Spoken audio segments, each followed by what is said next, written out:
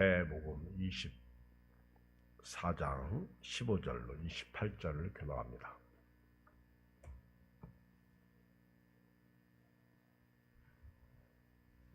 마태복음 24장 15절부터 28절을 보겠어요. 교독합니다. 그러므로 너희가 선지자 다니엘이 말한 바 멸망에 가증한 것이 거룩한 곳에 선 것을 보거든.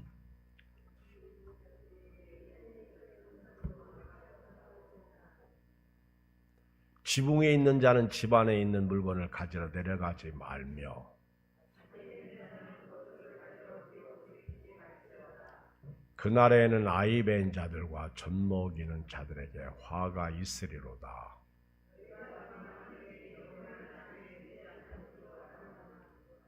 이는 그때에 큰 환난이 있겠음이라.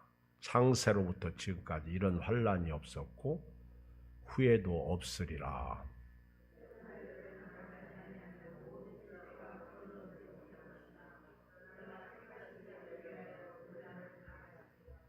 그때에 사람이 너희에게 말하되 보라 그리스도가 여기 있다 혹은 저기 있다 해도 믿지 말라.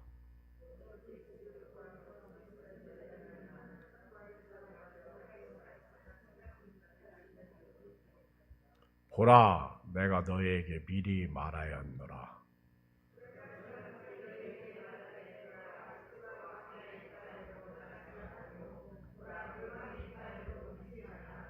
번개가 동편에서 나서 서편까지 번쩍인 같이 인자의 임함도 그러하리라. 죽음이 있는 곳에는 독수리들이 모일 것이니라. 아멘. 오늘 말씀은 대환난의 때에 나타날 징조입니다. 마태복음 24장은 마지막 때에 재난의 징조에 대해서 말씀하셨고 또 대환난 때에 말씀하고 계십니다. 또 예수님께서 재림하실 때 어떻게 오시는가 하는 것에 대해서 말씀하고 있습니다. 오늘 15절에 보면 그러므로 너희가 선지자 다니엘이 말한 바 멸망에 가증한 것이 거룩한 곳에 선 것을 보거든. 읽는 자는 깨달을진저. 선지자 다니엘이 예언을 했어요. 다니엘서 9장 27절에 보면 그가 장차 많은 사람들과 더불어 한 이레 동안의 언약을 굳게 맺고 그가 그 이레의 절반의 제사와 예물을 금지할 것이며 또 포악하여 가증한 것이 날개를 의지하여 설 것이며 또 이미 정한 종말까지 진노가 황폐하게 하는 자에게 쏟아지리라 하니라. 한 일에 7년을 말하고 있습니다. 그 절반은 3년 반이죠. 제사와 예물을 금지할 것이다. 그리고 포악하여 가증한 것이 날개를 의지하여 설 것이다. 아마 후 3년 반 그런 예언이 여기에 들어가 있다 하는 거예요.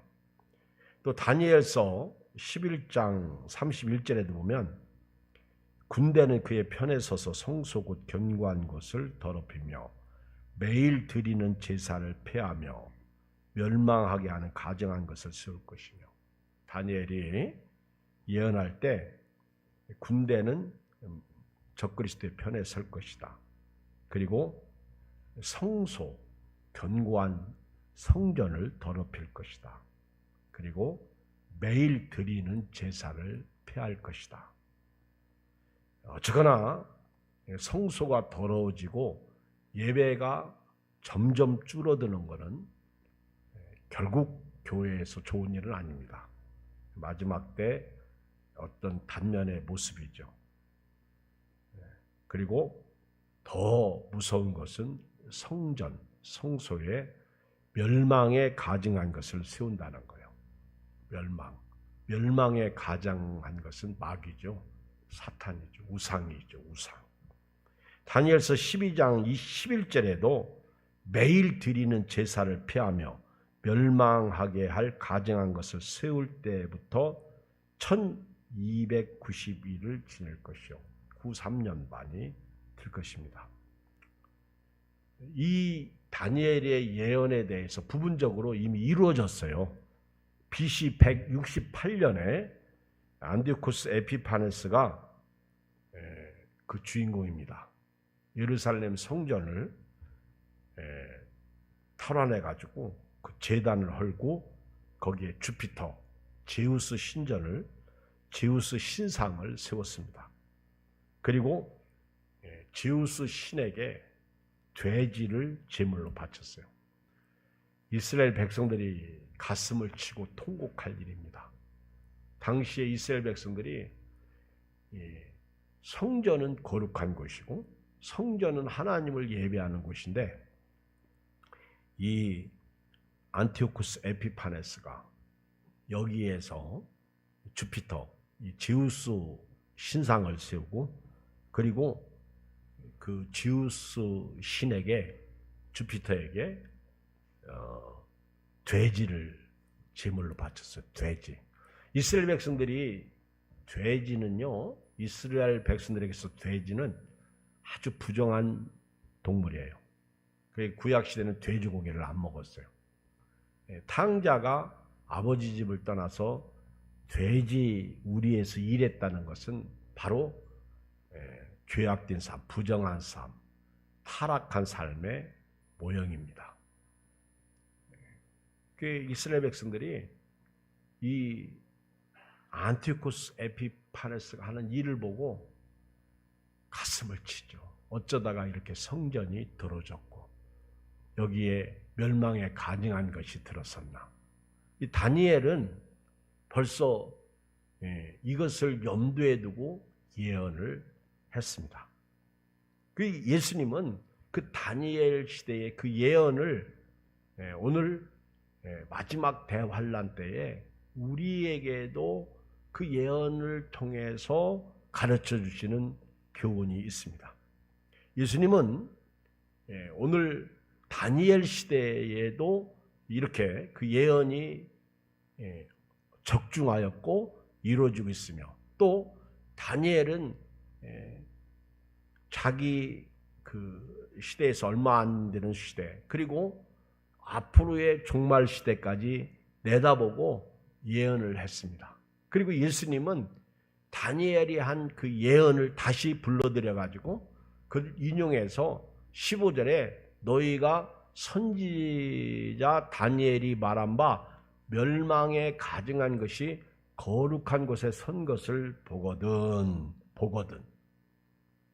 이렇게 말씀하고 있어요. 보거든 멸망에 가증한 것이 거룩한 곳에 선 것을 보거든. 이때는 대환란의 시작이죠. 이걸 보거든 어떻게 살라 하는 것이 이제 16절 말씀인데 예수님 때에도요 그 예루살렘 성이 돌 하나도 돌 위에 남지 않고 다 무너질 것이다 그런 예언을 하셨는데 그것은 예수님도 AD 70년경에 예루살렘 성이 무너질 것을 아시고 예언하셨고 또 앞으로 예수님께서 재림하실 때 성전이 무너질 것을 동시적으로 예언을 하셨어요. 실제로 AD 70년에 로마 디도 장군에 의해서 예루살렘이 함락되고 또 성전이 로마군에 의해서 멸망당했습니다. 오늘 예수님께서 멸망에 가증한 것이 거룩한 곳에 선 것을 보거든 마귀가 적그리스도가 우상이 거룩한 곳에 선 것을 보거든 어떤 면에서 이 거룩한 곳은 어디냐? 예루살렘 성전을 가리키고 있어요. 성전을 가리킵니다. 이 거룩한 곳에 멸망에 가증한 것이 이미 서 있어요. 이것이 이슬람 사원이죠.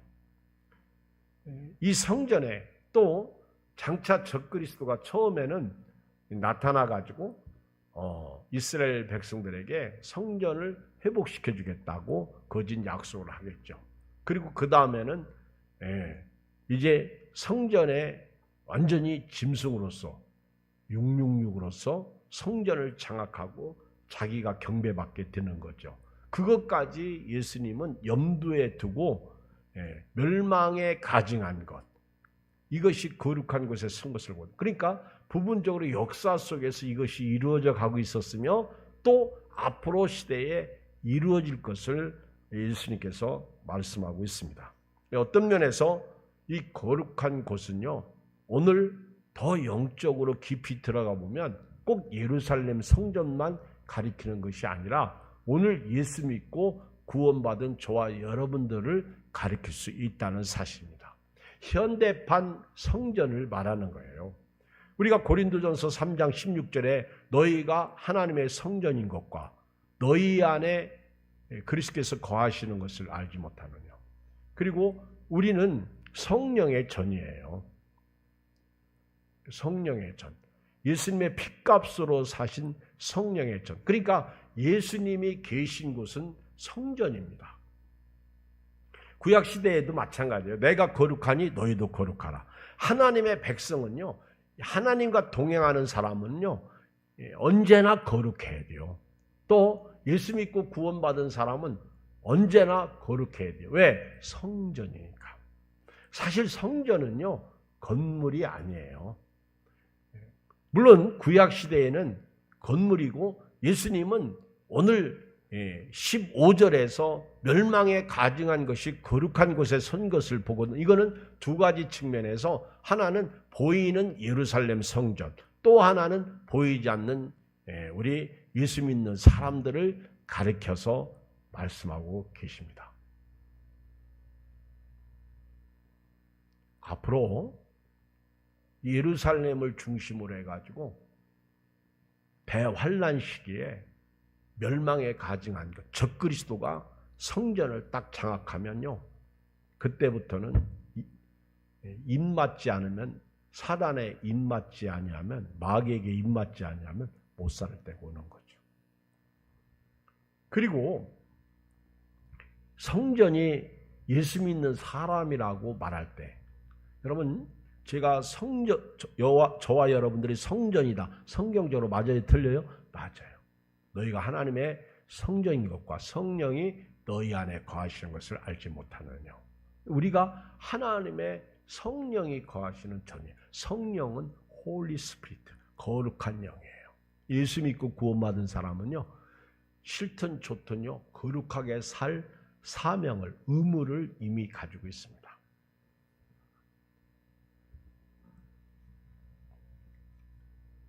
데살로니가후서 2장 4절에 보면 그는 대적하는 자라 신이라고 불리는 모든 것과 숭배함을 받는 것에 대항하여 그 위에 자기를 높이고 하나님이라고 내세우느니라.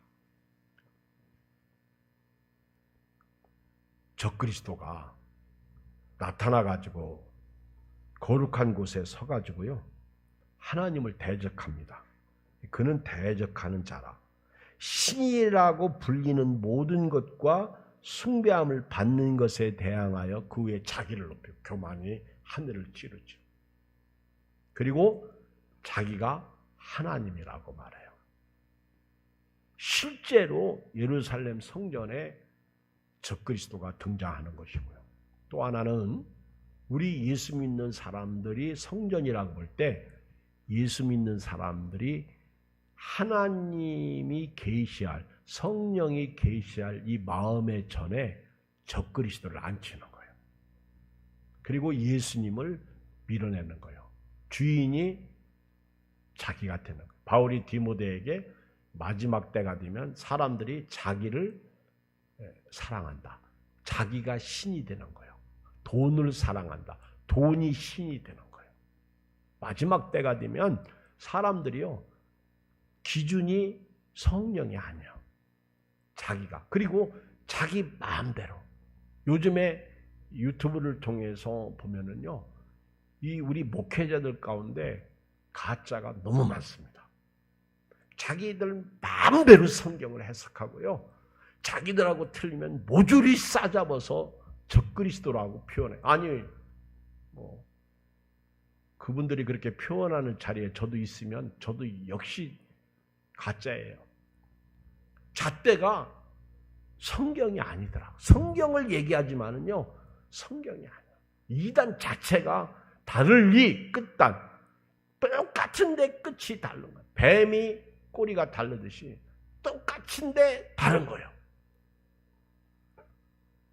오늘 가장 무서운 것은요, 교회 안에 이 적그리스도가 들어오고 있다는 거예요. 내 안에 적그리스도가 들어오고 있다는 거예요. 예수님이 다니엘서를 통해서 다니엘이 예언한 것을 통해서 오늘 우리에게 말씀하고 있는 이 말씀을 우리가 주목해 보면요, 꼭 예루살렘 성전만 생각할 것은 아니라는 거예요.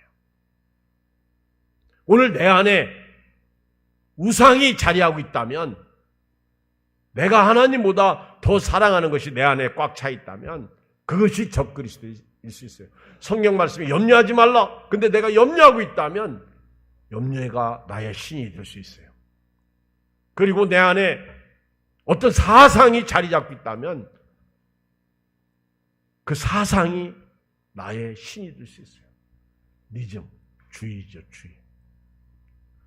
내 안에 어떤 정치가 자리 잡고 있다면 그것이 신이 될 수 있다. 그게 멸망에 가증한 것이. 여러분, 멸망하는 것이 뭐예요? 죄잖아요. 그렇죠? 악은 그 어떤 모양이라도 버리라. 내 안에 악이 존재하고 있으면 그게 멸망하는 거죠. 그렇죠? 거룩하게 살아야 할 저와 여러분들이 죄 짓고 살면 그게 멸망하는 거죠. 믿음으로 살아야 할 사람이 믿음으로 살지 아니하면 육신으로 살면 그게 멸망이죠. 적그리스도가 가깝게는 예수님을 부인하는 게 적그리스도고, 예수 믿는 사람을 핍박하는 게 적그리스도고, 나중에는 실제 마귀가 적그리스도가 되는 거죠. 가까이 멀게 느껴지세요. 교회를 다니는 우리가 하나님의 일을 방해하면 그게 적그리스도일 수 있다는 거죠. 한번 우리가 오늘 이 밤에요, 멸망에 가증한 것이 거룩한 곳에 선 것을 보거든. 요즘 우리 한국교회를 보세요. 얼마나 요즘처럼 교회가요 쫙 나눠지는 때가 언제 있었어요? 성경을 들고 성경을 말하지만은요, 요즘처럼 서로 비판하고 비난하고 나하고 틀리면 전부 이단 취급하고요. 심지어는 저 교회는 구원 없다고, 자기들이 하는 걸 안 하면 구원이 없다고 말하는 거예요. 아무리 유명하고 훌륭하고, 아무리 그 사람이 도덕적이고 경건하고, 아무리 그 사람이 천국을 이야기해도요, 자기들하고 틀리면 마귀라고 그러더라고. 어떻게 그럴 수 있어요? 멸망에 가증한 것이 강단에 서 있단 말이에요. 조심해야 됩니다. 주의해야 됩니다.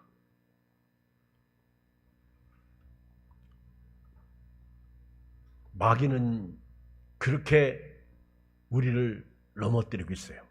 이사야 14장 12절 너 아침의 아들 계명성이 어찌 그리 하늘에서 떨어졌으며 너희 열국을 높은 자여 어찌 그리 땅에 지켰는고 내가 네 마음에 이르기를 내가 하늘에 올라 하나님 뭇별 위에 내 자리를 높이리라 내가 북극지폐의 산 위에 앉으리라 가장 높은 구름에 올라가 지극히 높은 이와 같아지리라 하는도다. 그러나 이제 내가 스을 곧 구덩이 맨 밑에 떨어짐을 당하리로다. 한국교회만큼 이단이 많은 교회도 드물어요. 요즘 세상에서 한국교회가 어쩌다가 저렇게 이단화 되었느냐, 이단을 배출하는 교회가 되었느냐, 그렇게 말들 하고 있습니다. 자, 이렇게 멸망에 가증한 것이 거룩한 곳에 선 것을 보거든. 첫째, 어떻게 살아야 돼요? 16절 시작. 그때에 유대에 있는 자들은 산으로 도망할지어다. 여러분, 점점 교회가 타락의 길로 가고 있어요. 우리 목회자들도 또 우리 성도들도요, 기준이 말씀이 아니에요. 나하고 틀리면 목회자도 다른 교인도 다 적이 돼버리고 말아요. 이런 때 우리가요, 한국 교회를 잘 봐야 돼요. 세상 교회들을 잘 봐야 돼요. 이런 때. 그리고 예루살렘을 잘 봐야 돼요. 점점 사람들이 인문주의화되고 있구나. 점점 사람들이 자기중심이에요. 그리고 심지어는요, 그 유명하다고 하는 어떤 분들 중에 종교다원주의를 얘기해요. 불교에도 구원이 있다고 말합니다. 그게 WCC 세계교회협의회, 산하 NCC, 한국교회협의회에 속해 있는 자들 중에 다는 아니지만 그렇게 주장하는 분들이 있어요. 슬픈 현실입니다. 그때 여러분들은요, 도망가야 돼요. 도망가자. 시작. 어디로 도망가야 돼요? 산으로. 자, 그러면 저와 여러분들은요, 오늘부터 보따리 싸가지고 어디로 가야 돼요? 산으로 가야 돼요. 근데 어떤 산으로 가야 될까? 네? 어느 산으로 가야 돼요? 제가 오늘 그 산을 가르쳐 드릴게요. 삼각산으로 가야 될까요? 아니면 관악산으로 가야 될까요? 아니면 우리나라에서 가장 높은 산 어디로 가야 돼요? 백두산은 못 가. 철조망이 가로막혔어요. 그렇다고 비행기 타고 제주도 한라산으로 갈 수도 없어. 그러면 우리 동네에서 가장 높은 산이 어느 산이야? 구름산은 200 몇십 미터밖에 안 돼요. 삼성산은 좀 더 높아. 관악산은 더 높아. 근데 저 애들 데리고 산으로 갈 수 있어? 저 연세 드신 어른들 데리고 내가 산으로 갈 수 있어요? 더운데 가다가 쓰러지면 죽어. 어느 산으로 가야 돼요? 이 산은 영적으로 예수님이에요. 아멘? 예수님에게 피해야 됩니다. 너무 쉽죠? 예수님에게 피해야 돼요. 우리 도망가야 되는데 유대에 있는 자들은 산으로 도망가라. 이 산이 하나님이에요. 하나님. 오늘 우리에게 예수님이 있죠. 피할 길은 예수. 그래서 시편 46편 1절에 하나님은 우리의 피난처시오 힘이시니 환난 중에 만날 큰 도움이시라. 여러분 지금 세상 어느 곳도 안전지대가 없어요. 지금 태풍이 6호 태풍이 올라오고 있잖아요. 근데 이 6호 태풍이 올라오고 있는데 기상학자들이 이런 태풍은 처음 봤대. 이게 오리무중이에요. 오리무중. 중국으로 간다고 했다가 한국으로 간다고 했다가 또 일본 쪽으로 틀고 있는데 어디로 갈지 어디로 튈지 아무도 몰라. 태풍이 올라오고 있는데 그 독수리 태풍이 중국을 강타해가지고 베이징이 얼마나 약 20명이 죽고요. 실종자가 또 몇십 명 나오고 자금성이 몇 년 만에 물에 잠기고 이 태풍이 한번 오면 또 누가 죽을지 몰라. 비만 와도요. 어떤 사람은 산책하다가 어떤 사람은 논두렁에서 어떤 사람은 계곡에서 어떤 사람은 자다가 산이 무너져가지고 이 언제 어떻게 작년에는 맨홀에 빠져가지고 남매가 이 세상은요 정말 안전지대가 없어. 산으로 간다? 어디 뭐 벙커를 만들어 놓고 거기로 간다? 피할 길이 없어. 시편 46편 7절 만군의 여호와께서 우리와 함께 계신 야곱의 하나님이 우리의 피난처시로다. 우리의 피난처 되시는 그 하나님에게 환난을 당한 자, 어려움을 당한 자, 슬픔을 당한 자, 고통을 당한 자 다 오라는 거예요. 예수님에게 나오라. 오라 내게 오라. 수고하고 무거운 짐자들아 다 내게로 오라. 내가 너희를 쉬게 하리라. 히브리서 6장 18절 이는 하나님이 거짓말을 하실 수 없는 이 두 가지 변하지 못할 사실로 말미암아 앞에 있는 소망을 얻으려고 피난처를 찾은 우리에게 큰 안위를 받게 하려 하십니다. 예수님이 우리의 피난처고 우리가 그 피난처이신 예수님에게 피할 때 안위를 주신다는 거예요. 안위. 우리를 위로해 주시는 하나님. 품에 안아주시고 위로해 주시고 토닥거려 주시고. 창세기 19장 17절에 보면요. 소돔과 고모라가 멸망당할 때 그 천사가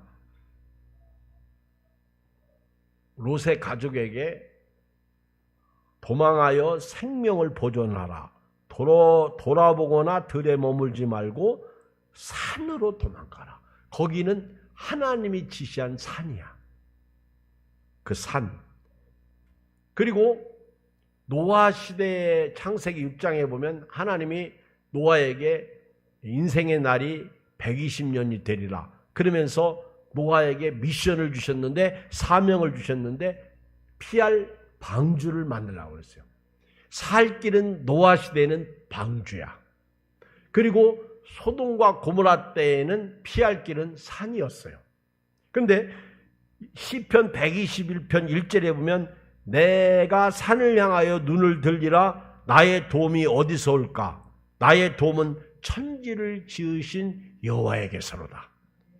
그게 여호와가 산이야.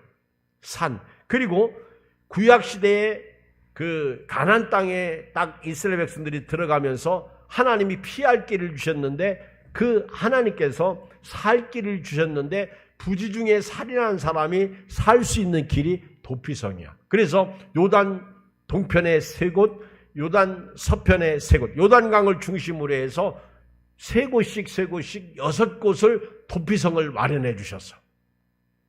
마치 교회에서 우리가 말씀 듣고 예배드리며 생명을 얻는 것처럼 거기 도피성으로 가면요, 그 누구도 그 사람을 건드릴 수 없어. 제사장이 내어주기 전까지는, 판결하기 전까지는 아무도 그 사람을 거기서 데려다가 죽일 수 없어요. 오늘 저와 여러분들의 도피성은요, 예수님이십니다. 이 시대의 피난처는요, 예수님이에요. 나 위에 구원자가 없다고 그랬어요. 예수님께서 마태복음 24장에도 그랬잖아요. 모든 것이 없어지지만은 없어지지 않는 것이 하나 있는데 그게 뭐예요? 말씀이에요. 말씀이에요. 천지는 없어지지만은 내 말은 없어지지 아니하리라. 여러분들이 말씀을 믿고요, 예수님을 구주로 모시고 예수님과 동행하며 사는 것이 사는 거예요. 그러다가 주께서 오라고 그러면 천국에 안착하잖아요. 그게 은혜죠. 그게 복이죠. 지금 이 시대에 우리의 피난처는요, 예수님이십니다. 여러분들이 다른 것은 혹시 놓쳐서 손해볼지 몰라도요, 예수님은 놓치면 안 되는 분이에요. 이 무더운 여름철에 예수님만은 여러분들이 꼭 붙잡고 사셔야 돼요. 십자가 튼튼히 붙잡고, 요즘 찬송가는 어떻게 나오지? 십자가 단단히 붙잡고 할렐루야. 그렇게 믿음으로 살아요. 십자가 꼭 붙잡고. 아멘? 왜 웃어요? 집사님은 십자가 단단히 붙잡고 있나? 목사님, 나 십자가 지기 너무 힘들어. 그래서 잘라내지는 않아요. 그 재미난 예화가 있잖아. 나를 따라오려거든 날마다 자기를 부인하고 제 십자가를 지고 나를 쫓으라고 그랬더니 어떤 사람은요, 막 그 무거운 십자가 막 질질 끌고 가. 그러니까 어떤 사람이 막 너무 무거우니까 지혜가 생겼어. 그래서 뭘 무겁게, 똑같은 십자가인데 무겁게 지고 가자고 도모로 자르기 시작했어요. 점점 잘라내는 거예요. 무거우니까 자르고 또 자르고 자르고 또 자르고. 그래서 나중에는 목걸이 십자가만큼 가벼워. 그치? 그래가지고 그 십자가를 지고 가는 게 아니라 이제 달고 살아. 그러다가 어느 날 깊은 골짜기를 만나게 됩니다. 근데 무거운 십자가를 지고 온 사람은요, 그 골짜기를 건너야만이 살아. 마치 요단강을 건너시. 근데 그렇게 어리석게 십자가를 지고 막 그렇게 온 사람은요, 그 계곡에 이쪽에서 저쪽으로 건너가기 위해서 자기 그 무거운 십자가를 탁 다리를 놓고 건너가는 거야. 아멘. 근데 십자가를 자른 사람은요, 조그만 십자가를 놓고 건널 수가 없어. 그래서 예수님이 자기 십자가를 지고 자기를 부인하고 자기 십자가를 지고 나를 쫓으라고 말씀하신 거예요. 여러분, 십자가 자르지 마세요. 절대로 십자가는 자르면 안 됩니다. 무거워도 네게 나 있는 십자가, 우리는 왜 안 질까? 그 십자가를 지고 가야 되는 거예요. 교회 다니다 보면 저도 그렇고 여러분도 그렇고요, 십자가 많아. 그게 사명이야. 두 번째, 산으로 도망하라. 17절, 지붕에 있는 자는 집 안에 있는 물건을 가지러 뭐 하지 마라? 내려가지 말라. 내려가지 말라. 이 말씀은요, 있는 자리에서 뒤로 물러가지 말고 앞으로 나아가라는 거예요. 주님 지금 오시는데, 이 환난의 때가 됐는데 물건을 가지러 내려가면 끝나는 거예요. 우리 그 동방박사 얘기 아시죠? 동방박사가 몇 사람이요? 네? 3사람. 근데 동방박사가 사실은요, 몇 사람인지 몰라. 왜 우리가 동방박사를 3사람이라고 말하냐면, 황금과 유황과 모략을 드렸다고 해서 3사람으로 착각하는 거지, 실제는 3사람이 아니라고 말해요. 이외 어떻든 간에 우리는 3사람으로 알고 있어요. 왜? 황금, 유황, 모략을 드렸으니까. 그런데 그 어린 주일학교 제가 이렇게 옛날에 동화를 하다 보면요, 그런 내용이 있어요. 원래는 동방박사가 4사람인데 별 보고 박사들이 가는 거예요. 가는데 한 사람이 잠깐만 기다려. 내가 집에 가서 나는 선물을 안 가지고 왔으니까 가지고 올게. 그리고 집에 간 사이에 별이 없어져 버린 거예요. 그리고 3사람은 별 따라 가버렸고. 이해가 되시죠? 지붕에 있는 사람은 내려가지 말라는 거예요. 다시 말하면 예수 믿고 구원받은 사람은 끝까지 앞으로 가야지 ing, 진행형이야. 뒤로 물러가면 안 되는 거예요. 내려가면 안 되는 거예요. 신앙은요, 어디까지 이르렀든지 그대로 행하는 게 신앙이에요. 절대로 조금도요, 뒤로 물러가면 안 돼. 하여튼 어제보다 오늘은 1cm라도 앞으로 가야 돼요. 아멘. 코로나 때문에 지금 뒤로 물러간 사람이 많아. 그러다가 미끄러지는 거예요. 그러다가 구원 못 받는 거예요.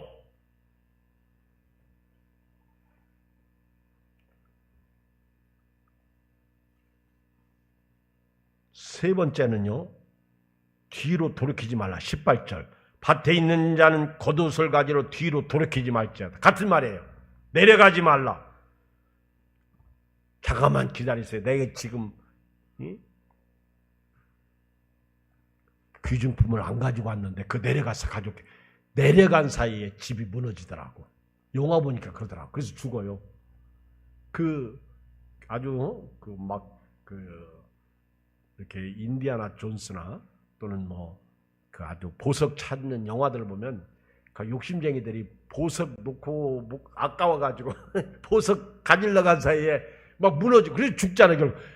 아유, 보석 때문에 죽어. 그러니까 놓고 오라고, 빨리 오라고. 그리고 빠져나가죠. 그 사이에 무너져서 죽는 거예요. 그래서 내려가지 마라. 그 다음에 밭에 있는 자는 겉옷을 가지러 뒤로 돌이키지 말라. 누가 생각나요? 뒤돌아보는 여자. 누구죠? 롯의 처. 롯의 처는요, 뒤돌아보다가 소금깨도 있어요. 의심이에요. 정말 소돔과 고모라 땅이 무너져? 말도 안 되는 거예요. 여러분, 인간적으로 생각, 예수님이 죄인이며 말도 안 되는 거예요.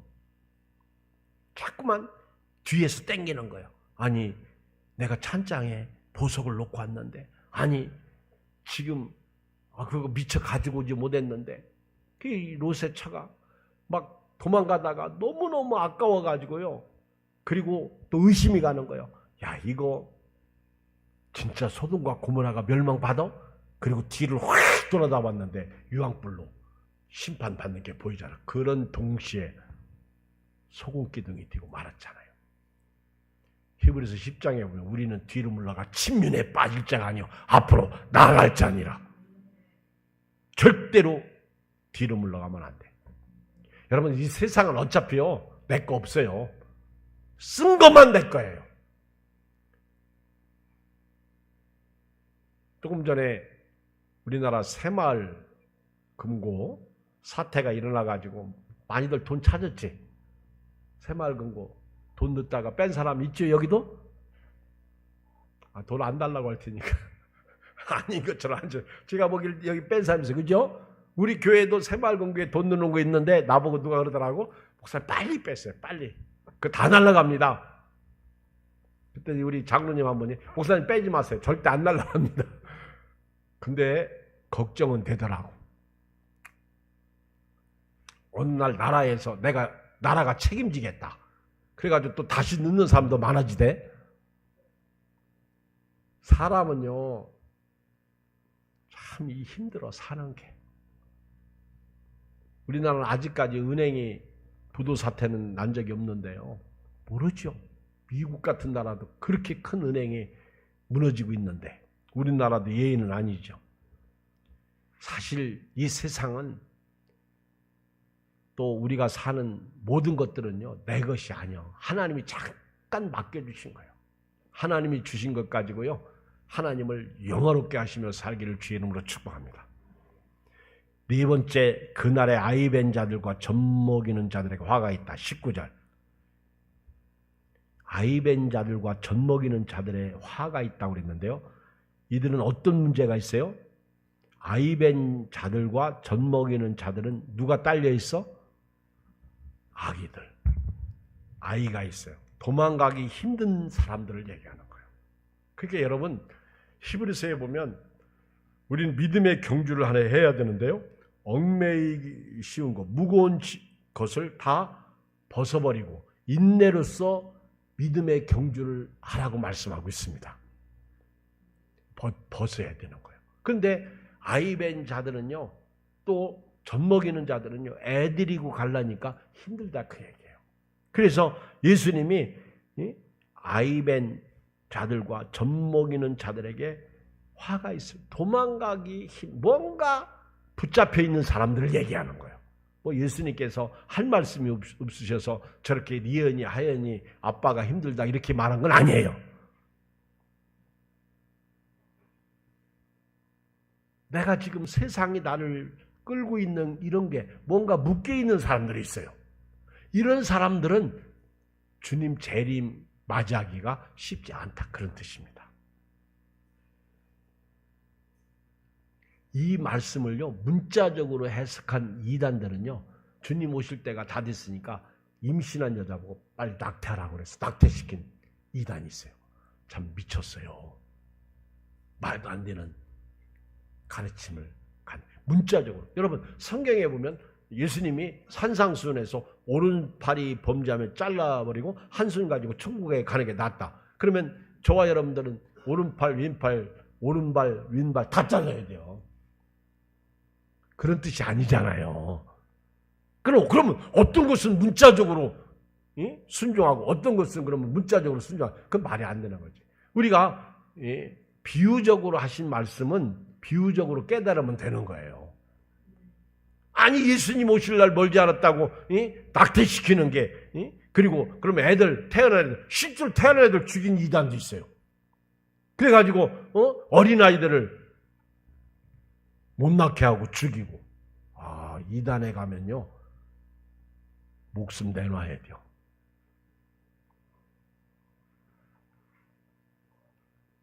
다섯 번째 20절 시작. 너희가 도망하는 일이 겨울에나 안식일에 되지 않도록 기도하라.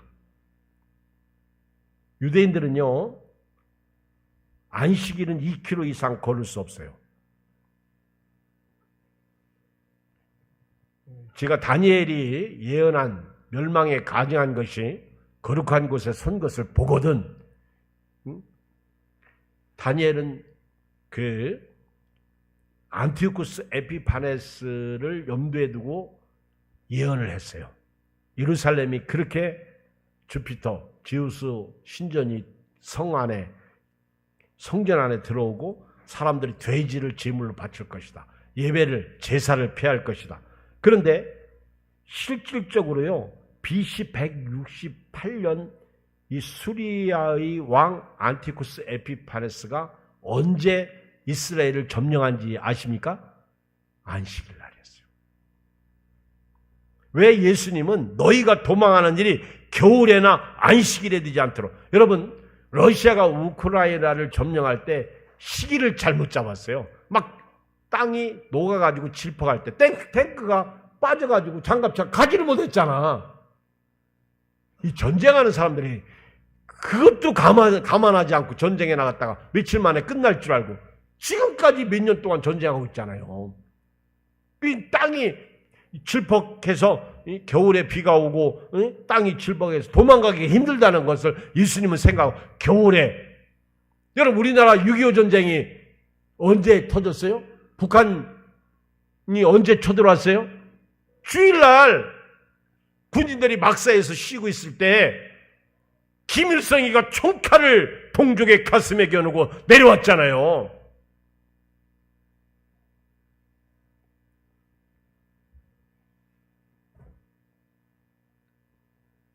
예수님이 겨울이나 안식일이 되지 않도록 기도하라. 이 얘기는요, 우리가 정신 차리고 신앙생활할 때 예수님이 오셔야 도적같이 오시는 거 아니에요. 우리는 빛의 자녀이기 때문에 주님이 오셔도 상관없어요. 근데 겨울이나 안식일은요, 우리가 주님 사랑하지 않고 세상을 사랑하며 사는 것을 겨울이나 안식이라고 하는 거예요. 평안하다, 안전하다 할 때가 겨울이나 안식일인 거예요. 이때 내가 세속주의에 빠져 있을 때 주님 오시지 않도록 가라는 거예요. 이 얘기는 다른 말로 정신 차리라는 거죠. 갑자기 환란이 오면 피할 길이 없어요. 잘 때 영적인 깊은 잠을 잘 때 오면 안 된다는 거예요. 6째 21절 시작. 이는 그때 큰 환란이 있겠습니다. 창세로부터 지금까지 이런 환란이 없었고 후에도 없으리라. 전무후무한 환란이에요. 피할 길이 없어요. 7번째 22절 시작. 그 날들을 감하지 아니하면 모든 육체가 구원을 얻지 못할 것이나 그러나 택하신 자들을 위하여 그 날들을 감하시리라. 하나님의 은혜죠. 하나님이요, 믿는 사람들 때문에 환란을 감해 주시는 거예요. 환란을. 여러분, 이 말씀은 조금 더 구체적으로 얘기하면 환란 전에 예수님이 재림하시는 게 공중 재림이고 환란 후에 예수님이 재림하시는 게 지상 재림이야. 근데 어떤 분은 그냥 우리 신자도 환란을 통과하고 지상 재림한다고 그렇게 얘기하는데, 또 그렇게 얘기하기는 예수님이 데살로니가 전서 4장에 공중에서 재림해서 우리가 지난 주일날 말씀드린 랩처, 우리가 갑자기 끌어올림을 당하자, 강하게 이렇게 옮겨지잖아요. 이런 말씀이 있기 때문에 이 환란을 통과할 때 그 3년 반 동안 그 신앙을 지키기 위해서 목숨 건 그 사람들이 너무너무 고통당하니까 하나님이 그들 환란을 감해 주신다, 그 얘기예요. 마치 형량 10년 그 사람을 5년으로 감해주고 1년으로 감해주면 할렐루야 아멘이죠. 그런 것처럼 환란 가운데 피할 길을 주신다, 그런 뜻이죠. 너무너무 전무후무한 환란이고 이 하나님이 이 환란을 내버려 두면 살아남을 사람이 없어요. 그래서 하나님께서 환란을 감해 주심으로 말미암아 구원받는 사람들이 생긴다는 거예요. 하나님이 감하지 않으신다면 구원받을 자가 없습니다. 살아남을 자가 없어요. 전무후무한 환란, 이것이 후 3년 대환란이에요. 간단하게 두 가지만 더 말씀하고 오늘 말씀 마칠게요.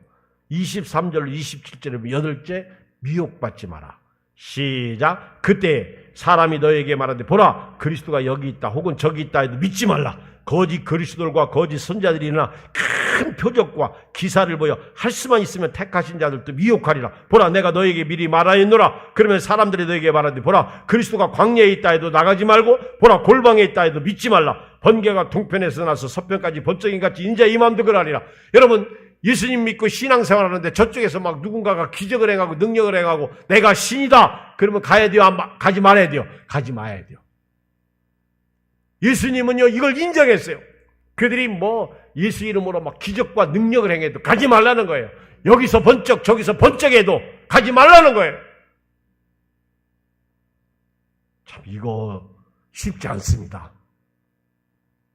제가 이렇게 목회해 보니까 우리 교회도 잘 나오던 어떤 분요 글쎄 그분은 은사를 따라다니더라고 보니까. 그래서 그분 되게 은사를 좋아하더라고. 그러더니 어느 날 저보고 그래 목사님 저 가겠습니다. 그래서 내가 마음에 안 들으니까 아니래. 그럼 우리 교회가 당신의 그 영적인 걸 채워주지 못해요? 그랬더니 조금 눈을 껌뻑껌뻑해서 또 그것도 아니래. 그러더니 떠나가더라고. 그러더니 신사도주의 그런 교회를 가요. 저 강남에 있는 그 어떤 교회를 가더라고. 그러더니 거기도 또 오래 보면서 거기는 막 이렇게 보면요 신사도 운동하는데 그 아주 그 이렇게 보면 귀신을 내쫓고 뭐 또 뭐 하여튼 그 좀 이상한 신비주의야. 거기 또 얼마 다니더니 또 옮겼더라고. 그러니까 그래서 내가 그랬어요. 내가 그분한테 떠날 때 당신은 신학해서 목사더라. 그러면 교회 안 옮긴다. 자기가 목회하는데 어떻게 옮겨? 그죠? 내가 오죽하면 그렇게 얘기를 했다. 예수님은요 마지막 때 사람들이 너에게 말하되 보라 그리스도가 광야에 있다 해도 나가지 말고 보라 골방에 있다 해도 믿지 말라. 결론 9째 28절 시작. 죽음이 있는 곳에는 독수들이 모인다. 이 독수리는 시체를 좋아해요? 시체를 좋아하지 않아요? 시체. 이 독수리는 시체를 먹고 살아. 그렇죠? 그 죽은 시체들이 있는 곳에는 독수리가 모이는데 성도의 죽음이 있는 곳에 천사가 모인다. 뭐 그런 뜻도 있고요. 그리스도가 십자가에서 죽으시면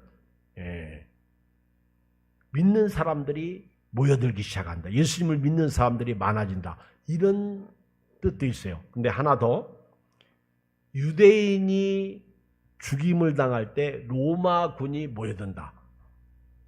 제가 주석을 보니까 지금 마지막 얘기한 세 번째 유대인들이 죽임을 당할 때 로마 군인들이 모여드는 거예요. 마치 죽음이 있는 곳에 독수리 모인다. 환난과 핍박 속에 믿음을 지키는 그 자들을 위해서 하나님의 천사들이 도와주신다. 이런 뜻도 이해가 됩니다. 오늘 저와 여러분들이 이 시대를 살면서 주의하고 이 세상을 자세히 살피면서 우리가 영적으로 깨어있는 믿음의 삶을 살아야 될 줄 믿습니다. 우리 간절히 한 5분간만 기도하고요. 제가 마무리 기도하고 오늘 저녁 예배 마치겠습니다. 우리 주의